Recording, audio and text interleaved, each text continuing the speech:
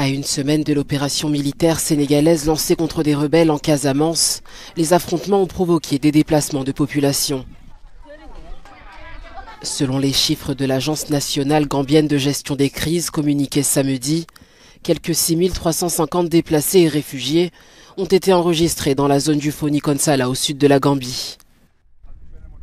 L'agence affirme qu'à cause de la situation dans la région de Casamance, la zone du Foni-Consala est devenue un refuge pour les réfugiés et déplacés.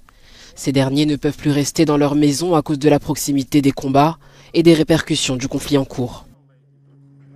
Depuis le 13 mars, l'armée sénégalaise combat les rebelles du mouvement des forces démocratiques de Casamance, divisés en plusieurs fractions politiques et militaires, qui luttent depuis 1982 pour l'indépendance de leur région, séparée du nord du Sénégal par la Gambie. La hache de guerre déterrée en Casamance. L'armée sénégalaise a lancé dans la nuit de dimanche à lundi une offensive contre les rebelles actifs dans cette partie du territoire depuis 1982.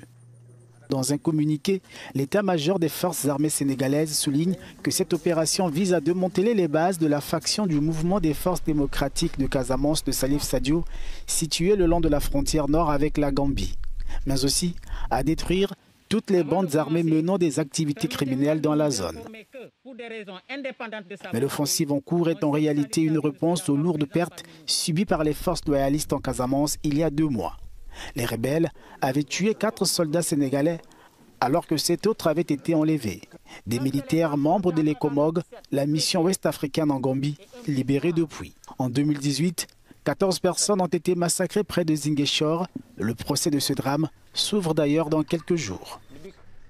La Casamance est le théâtre d'un des plus vieux conflits du continent depuis que les indépendantistes ont pris le maquis avec un armement rudimentaire après la répression d'une marche du MFDC.